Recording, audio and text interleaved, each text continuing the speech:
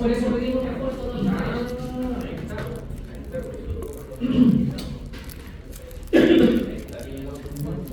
Ya, bueno, respecto a la clase del día de hoy, bueno, este lo van a llevar ahí en particular, porque si no recuerdo, comenzar las presentaciones del primer año.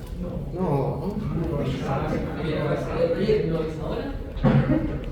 Claro. En palabras simples se realiza el diseño de la red de energía. Hablamos de transformadores, cálculos de alimentadores, protección de conductores combustibles, considerando la fuga del aire, conductores, explotación inicial, reconectadores y leyendo el correo, la puerta de tierra nacional más palabras. Así que un dibujo bien.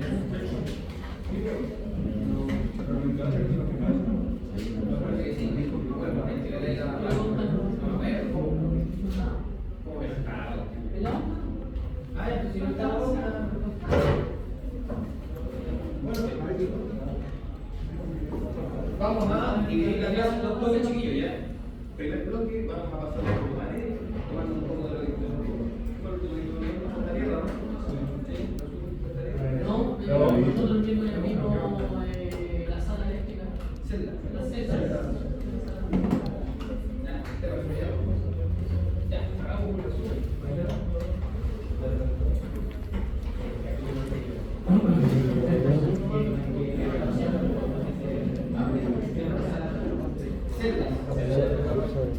Celda de remonte, celda de protección, celda de maniobra, seccionador,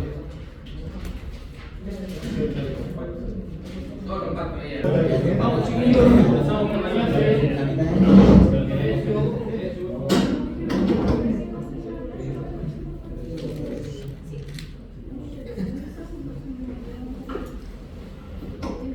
Hagamos unas consultas, preguntas de reactivación de conocimiento para algunos o para otros. ¿Cuál es el interés de conectar, por ejemplo, lo que son las masas del equipamiento de electricidad? Paréntesis, ¿qué es una masa? Porque en el contexto de electricidad,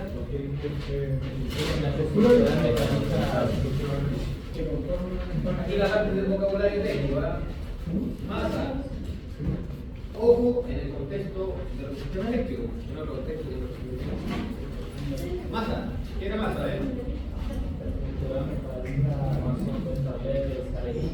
Esos son ejemplos. La definición.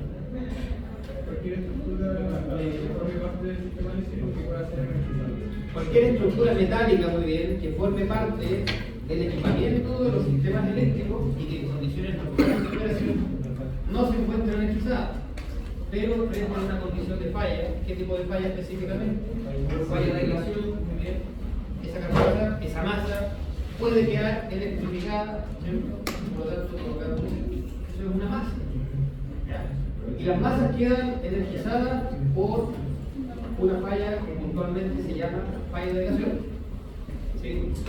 No sé, si usted le da la corriente cuando toca el microondas, el refri o similar, usted se electrocutó con un defecto de aislación. ¿Ya? Un cable en el interior del equipo, no sé, se soltó, apelado, qué sé yo, y está tocando la estructura metálica. ¿Ya? ¿Sí? Entonces, si esa es la condición, estamos en presencia de una falla de aislación. Ahora bien, en el contexto de sistemas eléctricos de media tensión, hay varias masas, las más conocidas: carcasa del transformador, carcasa compacto media, carcasa del celda. ¿Qué otra masa me queda? ¿Ah? Ya presión baja. ¿Qué masa me queda en medio? Transformador, compacto media, reconectador y celdas. ¿Ya? Son puros equipos que son parte de la red de media, pero que tienen una carcasa metálica o más, ¿cierto? Bien, definido ese concepto, ¿se entendió, no? ¿Quedó claro con eso? Bien. Con ese concepto ya en mente, podemos pasar a la siguiente. ¿Cuál es o dónde radica el interés de, yo tengo, ¿cierto?, de conectar todas las masas de una instalación a la puerta de tierra? ¿Para qué quiero hacer eso? ¿Por qué mejor no la dejo así, no? Para descargar corriente fuera de los conductores. Ya, pero ¿para qué? Para evitar accidentes.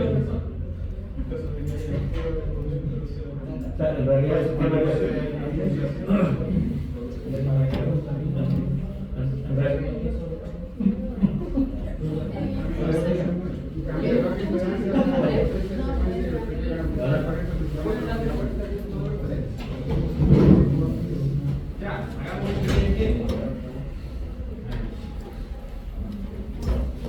tenemos una sed de qué tipo aérea. Muy bien, acá tenemos una sed aérea. Muy bien, la subestación eléctrica. Subestación eléctrica de distribución. Muy bien, por los costos. ¿Ese es solo el transformador? Es una sed porque se llama sed al conjunto de postes, tráfico, red, se llama subestación. Ese tipo en particular se llama tráfico, pero el conjunto se conoce como subestación eléctrica de distribución. Una sed. Ahora, importante, chiquillos, debajo, en el suelo, de todo el equipamiento de media tensión, ¿sí?, aparecen los sistemas de puesta en tierra.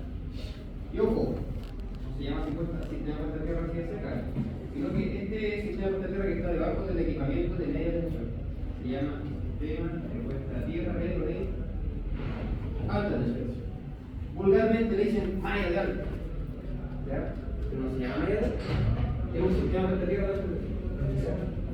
Ahora es importante hacer la distinción, ¿eh? No importa si este equipo está conectando a tierra las masas de los equipamientos de media o de alta. En la práctica tenemos dos tipos de puesta en tierra, puesta en baja y puesta en tierra de alta. Lo tenemos de media, un tema de concepto. De media, de alta. Ahora, quiero explicar la consulta que voy a hacer. Las mallas de alta, chicas, tienen por objetivo, en primer lugar, conectar todas las masas del equipamiento que forma parte de la red de media tensión a tierra, a la malla. ¿Sí? A esa conexión se le llama tierra de tierra de conexión. Muy bien. La tierra de conexión es el conductor que conecta al sistema de puesta a tierra las masas de los equipamientos. ¿Ya? Esa es la tierra de conexión. En baja tensión, ¿dónde encontramos la tierra de conexión? En el enchufe. Si usted va e instala una luminaria, y esa luminaria tiene una carcasa metálica, va a tener un cablecito que toca la carcasa, ¿cierto?, y llega al medio de la hornera para hacer contacto con la tierra de conexión. Pero media tensión, ¿cuál se llama? Tierra de conexión. Entonces, yo tengo un reconectador, o si tengo un contacto de media o cualquier elemento de media que tenga masa, carcasa metálica, va conectado a la malla de alta tensión. Ahora la pregunta es, ¿para qué quiero hacer esto? ¿Por qué mejor no lo hago? ¿Por qué mejor no la conecto a tierra? ¿Por qué la dejo seguridad? ¿Por qué fin? El fin del sistema de puesta a tierra siempre ha sido la seguridad. De hecho, el sistema de puesta a tierra es el sistema más seguro que hay en el eléctrico. Ya, y es proteger el contacto. ¿Cómo se llama? Tiene un nombre cuando uno lo pone. Ya, pero mire, compañero, es algo importante, dijo seguridad. Ya, pero expliquemos la seguridad, porque yo les pregunto, ¿se puede entender esto? ¿Para qué se puede hacer esto? Dice, no, para proteger a los equipos de las personas. Bien, excelente, pero ahí un poco más. Si yo tengo conectado las masas de este transformador a la puesta a tierra, y en el momento en que dentro de ese transformador se produce una falla de aislación, o sea, una falla del transformador toca la carcasa y se electrifica, ¿qué ocurre? Desde el punto de vista de la corriente, en el fondo, la corriente sale de la fase que está tocando la masa, pasa por la carcasa y después se da por la tierra de conexión hasta llegar finalmente al sistema de puesta a tierra. O sea, en palabras bien simples, ¿qué estamos haciendo ahí? Estamos uniendo la fase con la tierra. Y en la práctica, cuando yo uno la fase con tierra, ¿qué es eso? ¿Qué tipo de cortocircuito? Cortocircuito, fase tierra. Muy bien. El cortocircuito, fase tierra, ¿cómo se calcula por unidad? 1 por 3 según el teorema de Fortescue. Partido por la impedancia de secuencia positiva más cero. Y aquí, importante, se nos agrega otra impedancia más. Pero antes de eso, quiero que los sistemas de nuestra tierra se comportan como un resistencia. Como tal, tienen resistencia, no. Y esa resistencia se llama resistencia de puesta a tierra. Y se puede medir, hay varios métodos para medirlo. La resistencia de puesta a tierra. Y lo mismo, según el teorema de Fortescue, todas las impedancias que aparecen en el suelo al momento del cortocircuito van a valer el triple de su magnitud. Y todo eso lo multiplicamos por la corriente base y tenemos como resultado la fórmula para calcular el corto fase tierra considerando la impedancia del sistema de puesta. ¿Ya? En el fondo es un cortocircuito. Bien, cuando se produce este cortocircuito, muy importante aquí, pasan cosas muy extrañas. Les pregunto, ¿el suelo es conductor o aislante?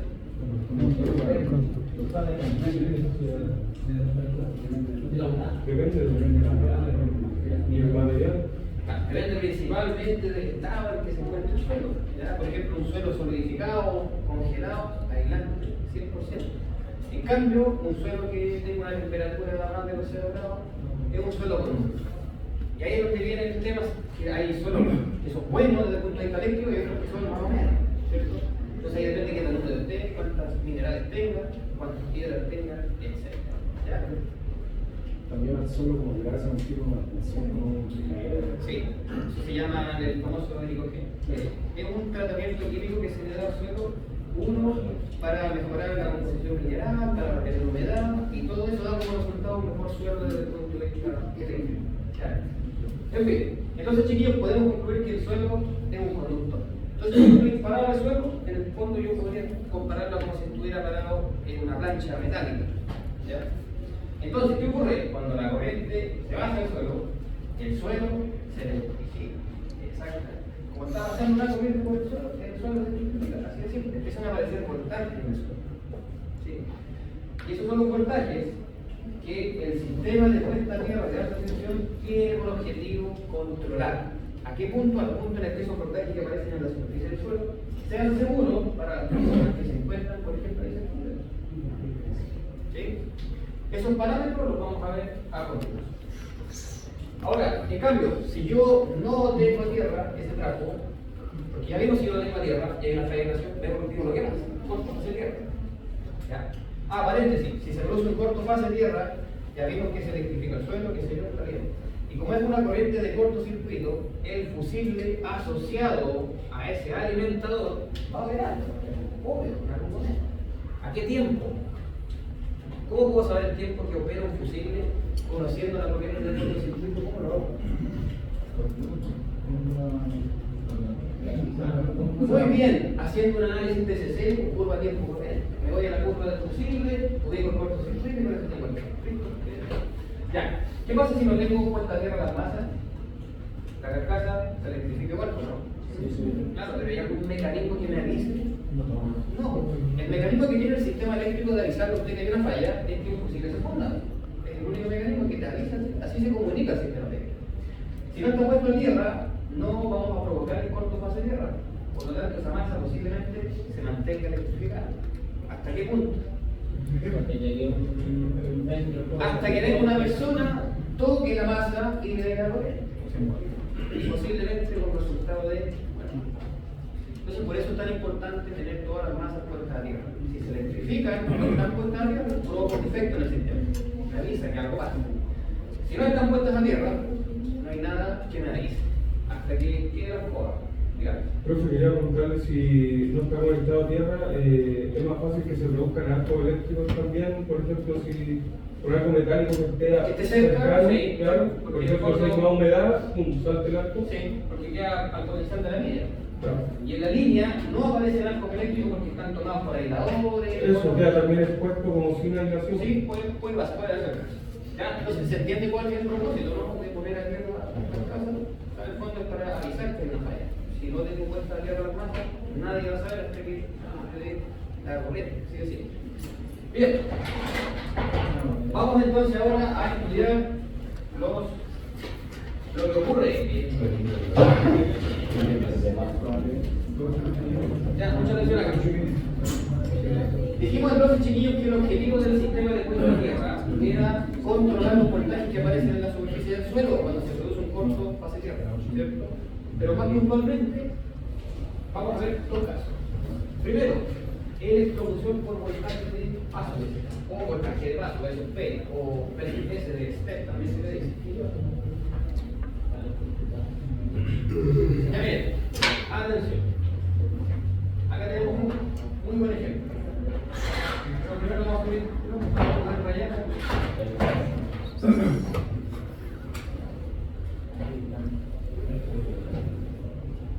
¿Qué tenemos aquí? Tenemos acá una masa, puede ser un poste metálico, lo que sea. alguna razón esa masa quedó electrificada, o una línea, qué sé yo. Está puesta en tierra, ¿sí? Por lo tanto, cuando en el momento en el que la línea toca esta masa, ¿qué ocurre?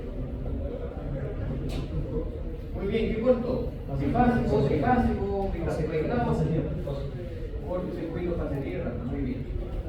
Bien, y esa corriente circula con la estructura e ingresa a su. ¿Sí? Y aquí, ¿qué es lo que ocurre, chiquillos? Tenemos esa curva que está ahí, ¿se ve esa curvita, no? Sí. Esa curva que está ahí. ¿Ya? ¿Qué es lo que ocurre, chiquillos? Alrededor de esta estructura que es el punto de falla. Empiezan a aparecer voltajes y la magnitud de esos voltajes depende en primer lugar de qué tan cerca o qué tan lejos estoy del punto de falla. A eso se refiere esa curva. O sea, en el fondo esta curva, ¿qué me dice? Que si yo estoy cerca de la estructura, el potencial o el voltaje que aparece acá es máximo, muy cercano al voltaje de la línea. Si yo tengo 23 kW en la línea, 23 kW voy a tener en el suelo. Y si yo me voy alejando del punto de falla, ¿qué ocurre con el voltaje? Va bajando, ¿no? Exactamente. Y si me voy alejando más del punto de falla, podemos ver que sigue bajando el voltaje, ¿cierto? Bueno, a esa diferencia que hay entre ese punto y el punto más lejano, se le conoce como gradiente. Específicamente, gradiente de potencial. ¿Sí? O sea, en resumen, cuando una corriente de falla llega al suelo, en el suelo aparecen gradientes de potencial. Esa es la frase técnica correcta que tendría que utilizar. Hola. Hola. ¿Ustedes son de la sección de los pequeños? Sí. No sé si ahora sí. Ya, ¿entendió lo que son los gradientes de potencial, no? Entonces, en el fondo, un voltaje que haga apareciendo en el suelo y mientras manejo el punto de falla, y ahora son los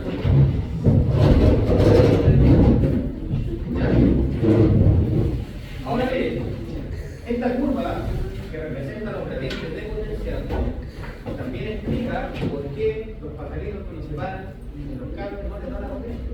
¿Listo, no? De repente uno mira y dice, oye, ¿por qué hay una parada ahí? En una línea de media tensión, línea desnuda más encima, y el pajarito está ahí lo toma sol, cuando cae lluvia no le pasa nada. ¿Veamos por qué? Pongámonos el caso de acá. Esta persona se encuentra al lado de una estructura que está en falla. Y fíjense, un pie está sometido a un potencial. El otro pie está sometido a otro potencial, ¿no es cierto? Por lo tanto, hay una diferencia de potencial. Pongamos un ejemplo. Ese pie está, por decir algo, a 200 volts. Ese pie está más allá, está a menor o mayor voltaje. Menor, pongámosle 100.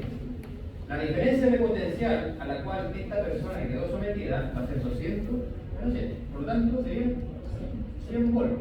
A ese voltaje que queda sometido esta persona por la separación de sus pies, que ojo, para este caso se considera un metro, se le conoce como voltaje de pasos. ¿Sí? Ahora, volviendo al tema del pajarito. Los pajaritos se paran en un cabo. ¿Cuál es la separación de sus patitas? 2 centímetros, dice el compañero. El compañero se arriesgó y dijo 2 centímetros. Una patita del pajarito la tiene ahí, a un voltaje. Y la otra patita, ahí, ¿no? Ese punto está a 200, ese otro punto está a un poquitito menos de 200. Pongámosle 199. ¿Cuál es la diferencia de potencial a la que queda sometido el pajarito? A un volt. Por lo tanto, cuando el pajarito está en el cable, se una corriente chiquita, que ni siquiera la siente. Ahora, si es un pajarito más grande, que tiene sus patitas un poco más separadas, ese voltaje va a empezar a aumentar. ¿Sí? Entonces, eso explica el tema de los pajaritos. ¿Cuál es la fortuna de nosotros? Porque nosotros cuando tenemos las prácticas no se entiende. ¿Sí? Bueno, para efectos de cálculo se considera un metro de separación. Entonces, resumen chiquillo, el voltaje que aparece entre los pies de una persona cuando se produce una falla, pues ¿qué pasa? ¿Ya? Ahora vamos, veamos lo interesante. Ese es el circuito que representa esta situación. Y como pueden ver, a la entrada hay una corriente que dice I sub F. ¿Se ve o no? Esa es la corriente de corto, fase tierra. Y fíjense que tiene una primera impedancia de entrada, R sub A. La R sub A corresponde a la impedancia que hay desde el punto de falla hasta hasta el punto donde se encuentra la persona, y esa es la impedancia que ofrece el suelo. ¿Ya? Mientras más lejos esté el punto de falla, esa impedancia es mayor. Luego, acá tenemos una malla, y en esa malla, como pueden ver, tenemos una corriente, ¿no? Esa corriente le llamamos I sub K. La I sub K corresponde a la corriente que circula por el cuerpo de la persona. ¿Y esa corriente de qué depende? De tres impedancias. R sub F. R sub F corresponde a la impedancia que ofrece, ojo, la primera capa del suelo, en el pie que está en este caso a la izquierda. La primera capa. Después tenemos la impedancia, R sub K. R sub K, chiquillos, corresponde a la impedancia que ofrece el cuerpo de la persona. ¿De qué depende la impedancia que ofrece el cuerpo de una persona? La masa, la grasa, el tamaño, la cantidad de agua, la cantidad de sal, el sexo que tenga la persona Y muy importante, si tiene zapatos de seguridad. Claro. No, es distinto funciona. Es distinto el hombre y la mujer, pero tú la composición principalmente de grasa. No, lo que pasa es que la mujer tiene más tendencia a almacenar la grasa con un tema de embarazo, el calor y todo. Entonces ahí cambiamos la.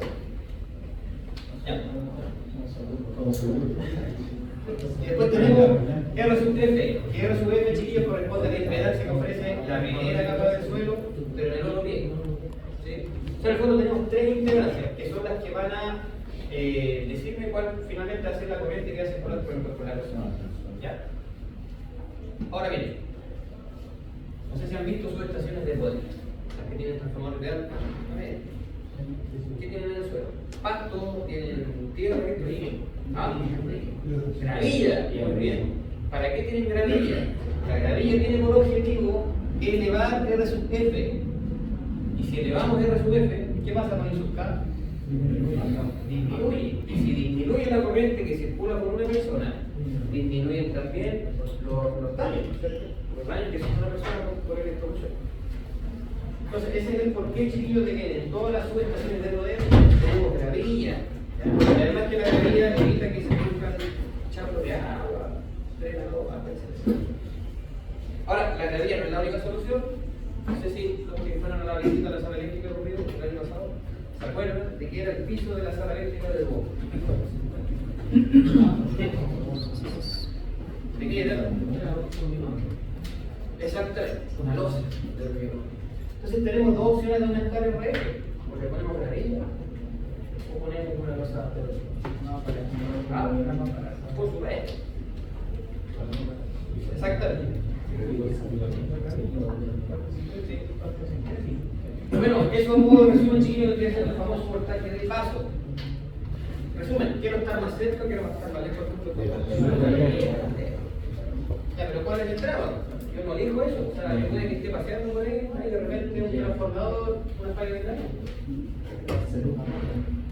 Claro. Ahí, justamente, si yo tengo una separación mayor, el potencial al que yo quiero sometido es mayor o es menor a que se las tuviera juntas. Mayor. Sí, mientras mayor sea la separación que tengo entre las piernas, mayor potencial que voy a sometido.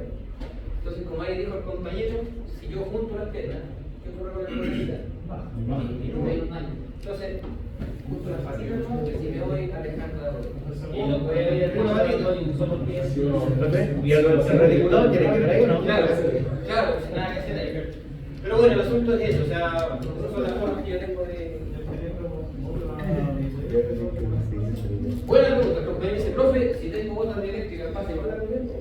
Chiquillos, los materiales aislantes son aislantes, pero hasta cierto punto. Igual que usted tiene unas botas eléctricas, con las que tiene. Ya. Pero si yo les aplico a esas botas 500 kilowatts, va a producir igual. Y el problema de los materiales que son llamados aislantes, que cuando se queman, prenden fuego.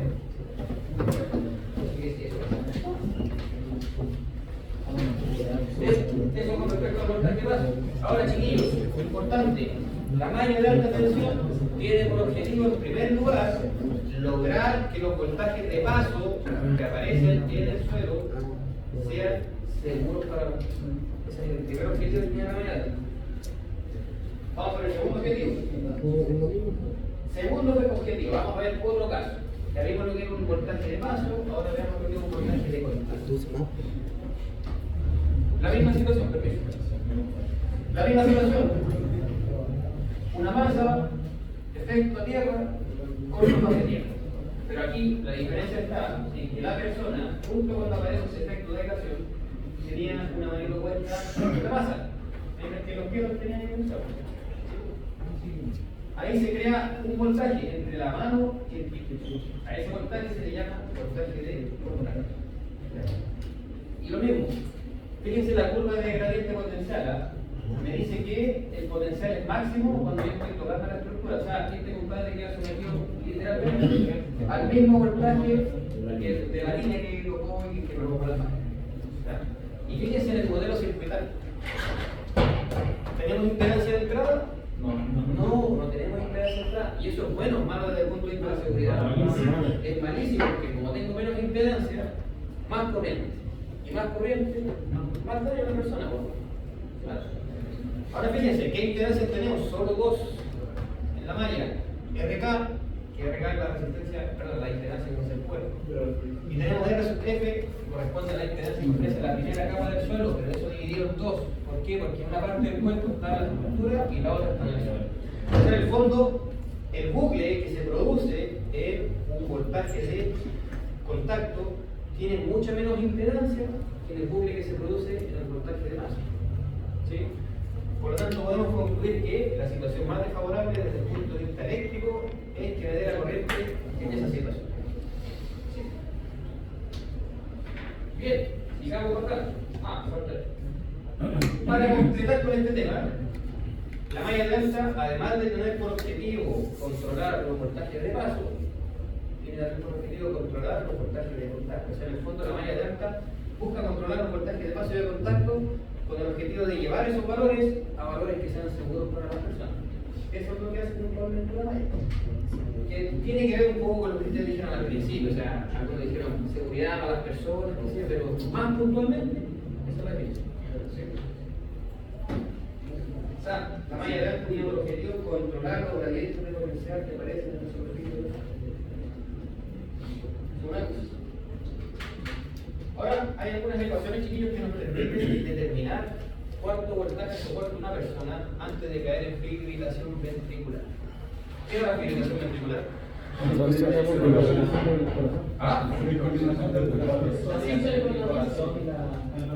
Excelente. Bueno, por ahí dijeron cosas bien acertadas. O sea, en el fondo, la fibrilación ventricular es cuando. Muy bien, es una desincronización, ¿cierto? Del trabajo que hace el corazón. Así, por allá. En el fondo, el corazón se desincroniza y tenemos como resultado que el corazón bombee una sangre suficiente al cuerpo. ¿Y eso aquí termina finalmente? Un paro cardiorrespiratorio y eventualmente la muerte. La fibrilación ventricular es una situación muy común en los sistemas eléctricos, muy común. Y ojo, solo basta con que por mi cuerpo se imponen 30 miliamperes para que la persona pueda caer en fibrilación ventricular. Solo 30 miliamperes. Con 30 miliamperes, eso es lo que consume una polleta eléctrica.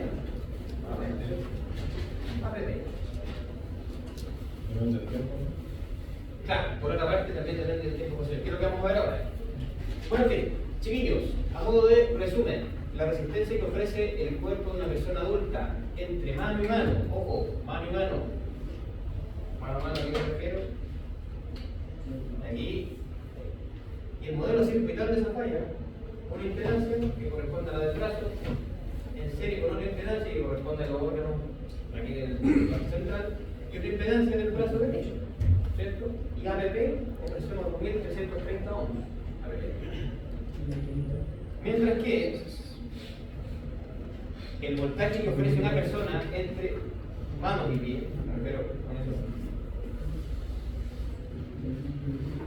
es de 1130. Ahora, ¿por qué hay menos impedancia entre manos y pies que entre manos y pies? Veamos el modelo circuital de este. Son 3 impedancias en serie, ¿no? El cuerpo. La primera impedancia, brazo, ¿cierto? Sí. Después la segunda impedancia, los órganos internos aquí del tronco. Y después fíjense que tenemos dos piernas, las piernas paralelas. Por lo tanto, acá tenemos dos impedancias paralelas. Asumiendo que la persona tiene las piernas más o menos similares, podemos decir que una pierna milón, otra pierna milón. Y cuando tenemos dos impedancias del mismo valor en paralelo, dan como resultado una equivalente que corresponde a la mitad de la magnitud de una. ¿Saben cuánto? Las dos paralelos se van, me queda solo una y tiene un valor de 500 ohms. En el fondo la impedancia equivalente es mucho menor que esa. Por eso es un número de reglas. Bien, vamos a la pregunta. Esta ecuación, chicos, que está acá nos permite saber con certeza cuánto es el voltaje de paso máximo al cual puede quedar sometida una persona sin riesgo de caer en fibrilación ventricular. Sin riesgo de caer en fibrilación ventricular. O sea, hasta ahí es seguro. Hasta ahí va arriba, pues no hay problema.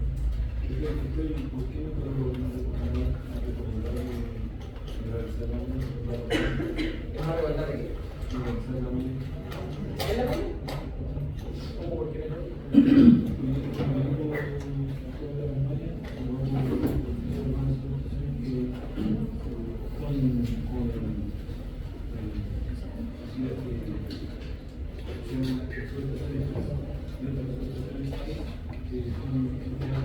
¿Es la cosa lo que no hay inicio?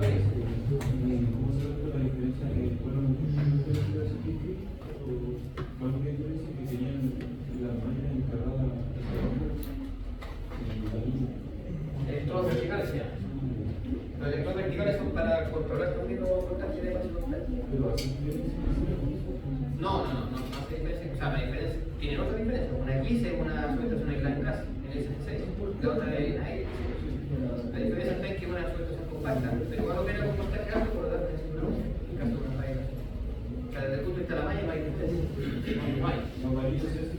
Las varillas sí, pero que ahí depende de la corriente de cortocircuito del público. Lo que es la parte. Ya, atención a la ecuación. Acá tenemos dos constantes y después tenemos Rho sub S. Rho sub S corresponde a la resistividad del suelo. Que ojo, como recién estuvimos conversando, en las subestaciones son de gravilla, ¿cierto? O eventualmente una losa, de rigor. Si es de gravilla, ABP, ese suelo va a ofrecer una resistividad de 5000 ohms. Menos ABP, más o menos.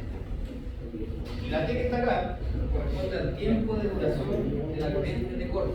O sea, ¿cuánto tiempo se va a mantener esa corriente de corto circular? Es imposible. ¿De dónde sacamos ese dato? El tiempo, el TCC. Una TCC o prueba TCC. Muy bien. Ahora un ejemplo, voltaje de paso, 116,07 por 5000, supongamos que es un suelo de gravilla. Y como no tengo el tiempo específico que tarda la protección en operar, lo puedo asumir a un valor conservador de 0,1. Que ojo, no sé si recuerdan, pero los fusiles operaban en 0,1 o menos de eso.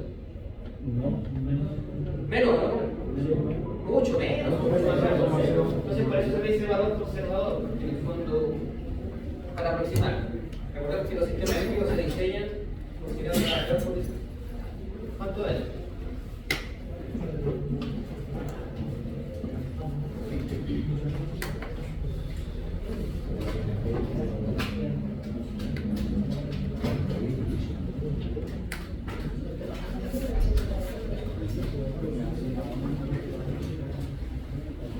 Oye, ¿quieres que no con nada?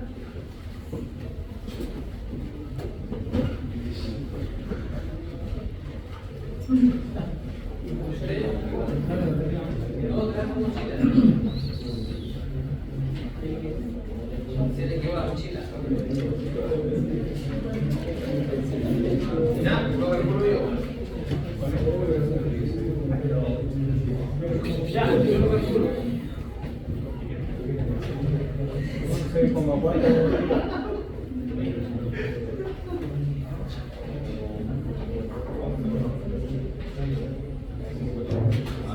¿Te digo, no?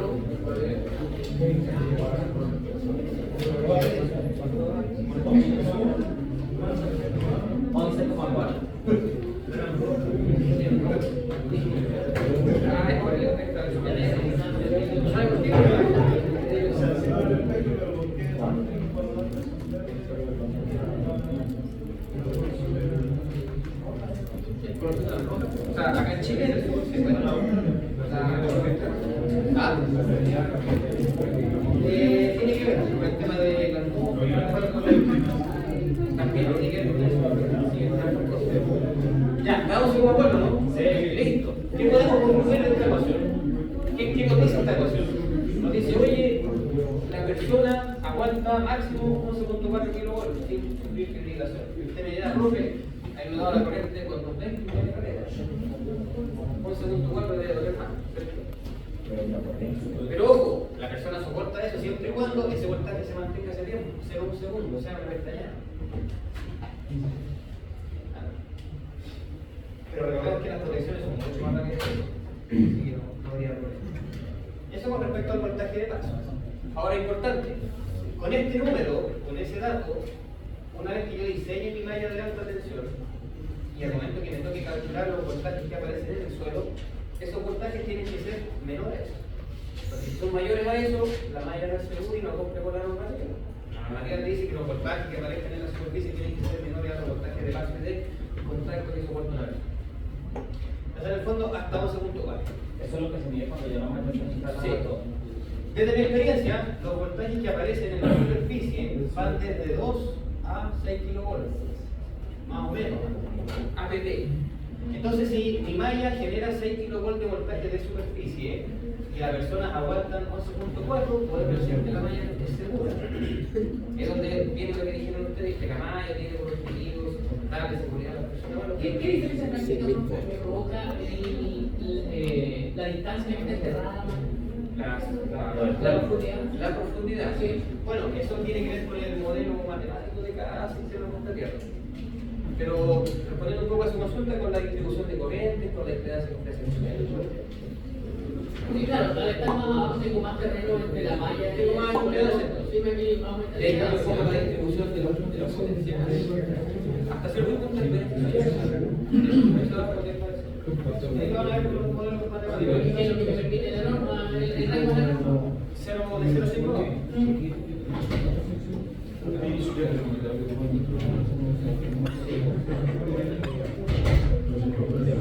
Ya, la última. Voltaje de contacto.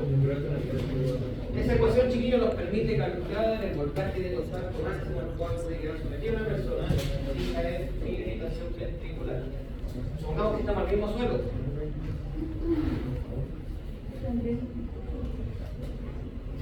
5.000. Y por raíz de 0,1. ¿Cuánto da? ¿Ah? 3 kilovolts. Muy bien. 3 kilovolts. De voltaje de contacto máximo. Ahora pregunta, ¿por qué una persona soporta más un voltaje de paso que un voltaje de contacto? Por la impedancia que. ¿Por qué impedancia de qué? No, por la distancia de la pierna. No, pues del mismo corte. Recordemos los modelos circuitales que aparecían. ¿Cuál tenía más impedancia? ¿El voltaje paso o el voltaje de contacto? Entonces, el que tenía menos impedancia era el voltaje de contacto. Como tiene menos impedancia, soporta menos voltaje. ¿O no? Claro, para que las corrientes sean seguras, entre comillas. Entonces, sí, aquí podemos demostrar que siempre es mucho más favorable sufrir una descarga por voltaje de contacto que por voltaje de paso. Y aquí es donde viene un problemona, porque los voltajes de contacto suelen ser mucho más complicados de controlar en la malla de alta. Entonces, si mi malla de alta me da, por decir algo, 5 kilovolts de voltaje superficial, o sea, en el suelo, cumple con el voltaje paso, pero no cumplimos con el voltaje de contacto. Por lo tanto, el diseño no me sirve. ¿Qué tengo que hacer? Rediseñar, cambiar geometría de la malla, qué sé yo, hasta que tenga un valor que me cumpla con eso. Ahora, ¿qué pasa si yo se me ocurre construir una subestación en la tierra? No, en la tierra no, en el pasto, qué sé yo. Y resulta que un suelo vegetal ofrece resistividad de más o menos de 100 por metro. ¿Cuánto me da ese valor? 588. ¿Cuánto? 588 volts. O sea, en el fondo las personas pueden quedar sometidas máxima a ese voltaje. Y ojo, las mallas de alta dan de 2 kilos para arriba. Ahí se me hace imposible hacer una malla para cumplir con ese voltaje. Por lo tanto, ¿qué tengo que hacer? Esa es constante, esa también. Lo único que puedo variar es la resistividad del suelo. ¿Y cómo cambio la resistividad del suelo? ¿Cómo aumento la resistividad del suelo? Poniendo la villa o poner una losa de hormigón. Y ese parámetro me sube a 5.000, 6.000, 7.000, y ahí estos valores empiezan a ser un poco más grandes. ¿Sí? O sea, en el fondo, ¿puedo hacer una cementación en un suelo vegetal? Sí puedo, pero tengo que hacer una malla de 2 kilómetros. Ahí se pone un poco complejo. ¿El tiempo de dónde sale? El tiempo del 0,1 es un tiempo conservador que se llama, que son los que proponen los estándares. 0,1. Profe, Ah, el ejemplo ese que dio del pájaro, porque para que se produzca esa propulsión, digamos, por el voltaje de paso, tiene que haber contacto con masa, ¿no? Con tierra. no, o sea, si el pajarito tiene una pata en la línea, Solo y la otra línea, pata, si está está solo solo la en la línea, aunque haya la diferencia que hay. Porque la curva no se marca tanto, porque igual hay una diferencia de potencial a lo largo de la línea, sí. pero es menor porque la curva no es tan pronunciada, Es que, porque claro, hay menos resistividad, ¿no? cambia la curva de gradiente de potencial en un conductor es distinta a la de Claro, es un mucho más recta, es más mucho plana más porque tengo horizontal. menos impedancia. Claro. Pero en el fondo es lo mismo. Pero si ese pajarito pudiera separarse una distancia imaginativa, podría llegar a electrocutarse Sí, sin haber contacto con tierra o con exactamente. Tal cual. Ahora, si el pajarito tiene una pata en la línea y pone la pata en el ponte, por ejemplo, chao. Ahí sí, porque hay contacto con tierra, con Sí, masa. porque el poste está puesto a tierra y todo lo que está puesto Claro. a tierra está potencial 0. Claro. Entonces, una patita con 23.000 volts, otra patita en 0 volts, Sí. 23.000 menos 0, 23.000. Claro. Entonces, ese sería el voltaje al cual implicar su energía. Claro, porque uno se imagina que el pajarito realmente no se electrocuta porque no está haciendo masa, no porque la separación entre sus piezas sea muy pequeña, pero si puede llegar a pasar. Y va a pasar, puede pasar.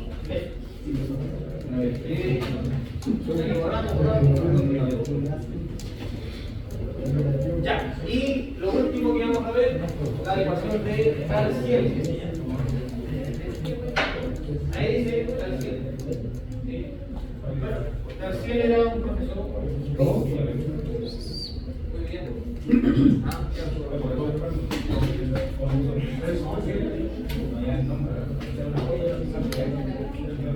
bueno, él sobre su acto aporta a la ingeniería eléctrica y entre los aportes que hizo fue que llegó a esta ecuación.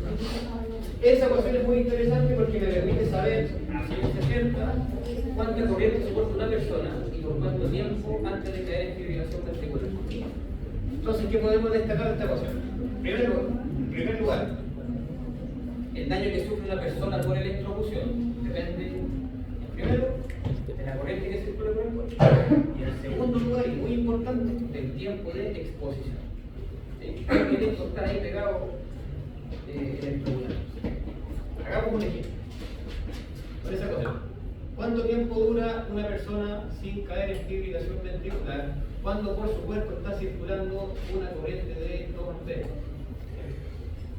2 amperes, es harto. ¿Cuánto tiempo soporta la persona sin caer en fibrilación? Recordemos que con 30 miliamperes es suficiente para que la persona pueda caer. ¿Cuánto? ¿Cuánto?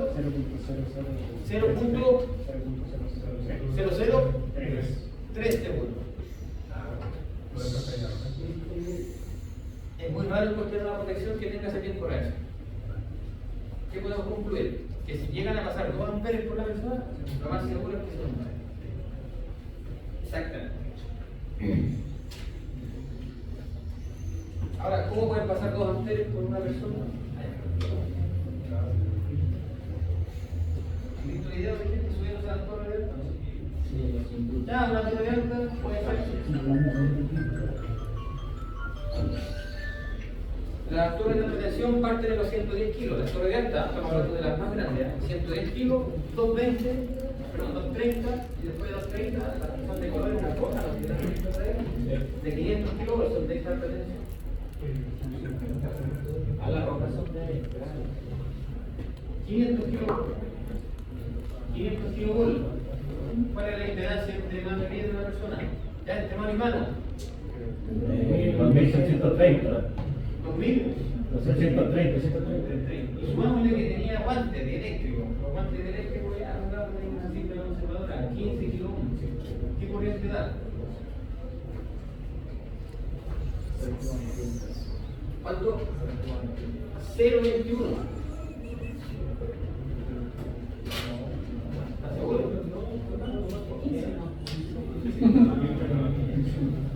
¿Cuánto? ¿Cuánto? ¿Cuánto? 28,4. Vamos a la ecuación. ¿Cuánto tiempo tienen que operar las proyecciones para 28,4 ustedes?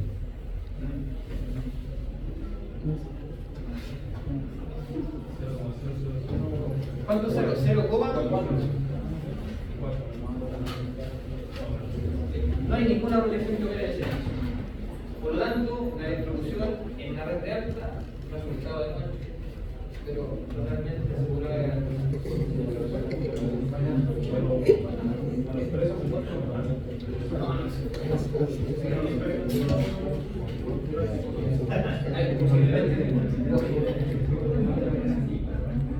bien, eso modo de resolución. Ahora, pregunta para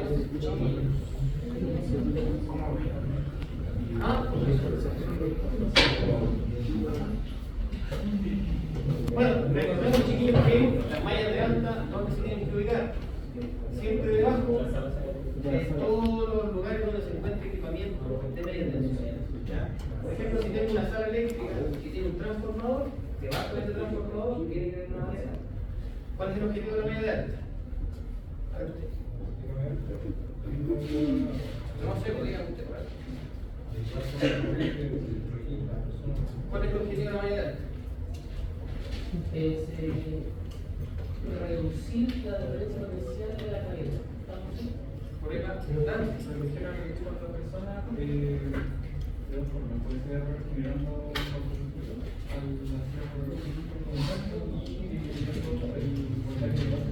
Ya.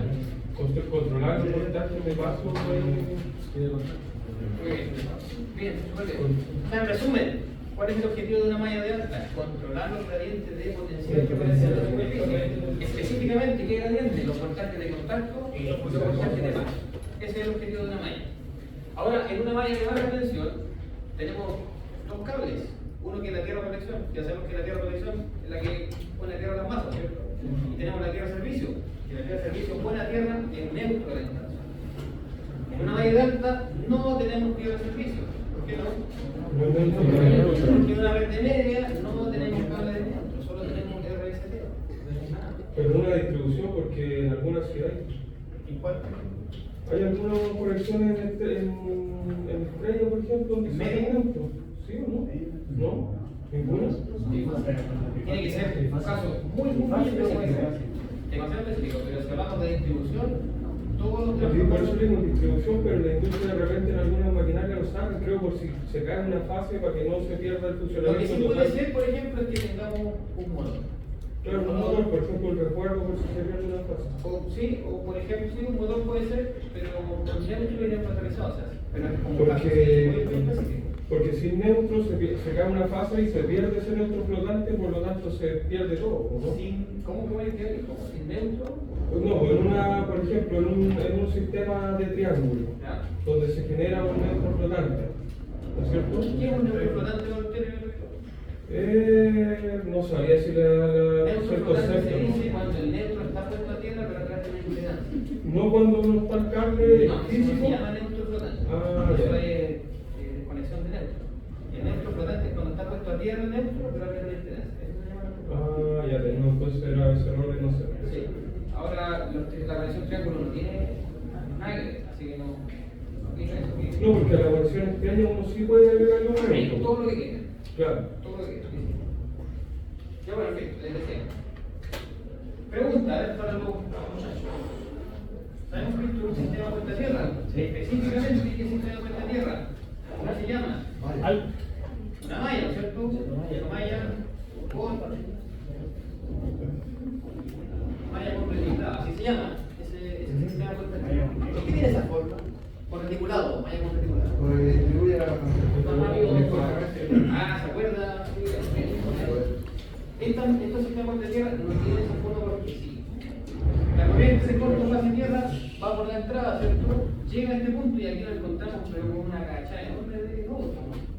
Entonces los nodos reparten por este allá, ¿sí?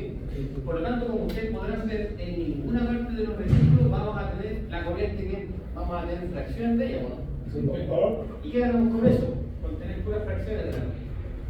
Como tenemos menos corriente, los voltajes que aparecen en la superficie son menores. ¿Sí? Y eso se puede calcular.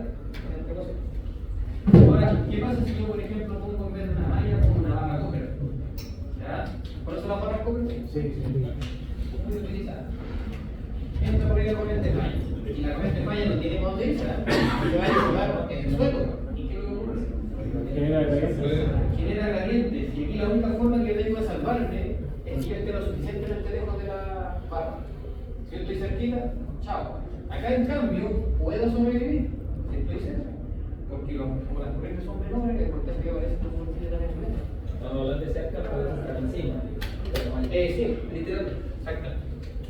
O sea, en resumen, chiquillos, por eso las mallas tienen por eso las barras Copperwell solamente se utilizan en sistemas de baja tensión y de pequeña potencia. En cambio, Domiciliario y cierto punto. Domiciliario hasta 10 Hasta kilowatts. 10 kilowatts, hasta cierto punto. Hasta 10 kilowatts. Más que eso, tenemos que utilizar otra solución. ¿Ya? Por eso para instalaciones chiquititas, barra Copperwell, pero para media o para alta no existe la barra Copperwell. O sea, existen, pero funcionando en paralelo con la malla, que se ponen como electrodos verticales. ¿Sí? Los electrodos verticales, ¿qué hacen? Aumentan la profundidad. Sí, y al aumentar la profundidad, cuando conozcan el modelo matemático que da por resultado los cálculos de la computación, se demuestra que no le disminuye la impedancia que ustedes tienen. Porque en el caso de una malla, la resistencia a puesta a tierra que lo ofrezca depende de la profundidad. Cuando yo pongo electrodos verticales, aumento su profundidad. ¿Qué más? ¿Alguna consulta? No. ¿Muy bien? ¿Comienza aquí con la tienda, no? Creo que sí, la guía. Y terminaron con el Sí, puedo enviar. ¿Qué tiene la mano? En el caso de la barra, mejorar o un mejor terreno, por ejemplo, con menor resistividad, ayuda a disminuir esa Pero la barra sola. Sí. No, es que lo que pasa es que esa es la distribución de los chiquillos, silencio por favor. Esa es la distribución de los gradientes en una barra solo por su geometría. No tiene nada que ver con la disipación de. Lo que puedo hacer es aumentar la resistividad del suelo. Y al aumentar la resistividad del suelo, las impedancias del voltaje básico y del contacto pueden subir un poquitito, entonces la corriente disminuye. Eso como, pero no puedo controlar la distribución de corriente en una barra pobre. En una malla sí, en una barra. ¿Sí? Podríamos pasar a los proyectos. Sí, pues cerramos primero Y 15. consulta, más consulta respecto a lo que vimos hoy día. ¿No? ¿Hay más consulta? Bien. A ver, ¿cuál es el objetivo de la unidad? ¿Qué? Ayuda al compañero ahí. Controlar los gradientes potenciales, exacto. ¿Dónde tenemos que poner una media de alta? Siempre debajo de todo el equipamiento de. Es el proyecto. Los chiquillos que están haciendo un proyecto tienen un poste, otro poste. En un poste tienen el compacto de medida. En otro poste tienen el reconectador, ¿cierto? Entonces tenemos otro poste que tenemos fusible y de ahí nos vamos con bufas hacia la sala eléctrica. Como tenemos acá equipamiento de media, ¿qué tenemos que poner aquí? Una malla, exactamente. Que ojo, yo las hago, como no tengo el cuarto estudiante.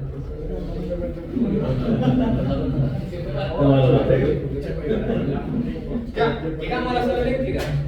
Tenemos celda. ¿Por qué celda entramos? Una celda de remonte y acá hay que celda ponemos. Una protección y una de maniobra. Y después de la de maniobra, ¿a dónde nos vamos? Al transformador. Tenemos equipamiento de media, por lo tanto, una malla. ¿De qué tamaño? Depende de las corrientes de corto fase tierra y o sea, en su proyecto, ¿cuántas mallas tienen que ser? 7 mallas. Tenemos 7 mallas.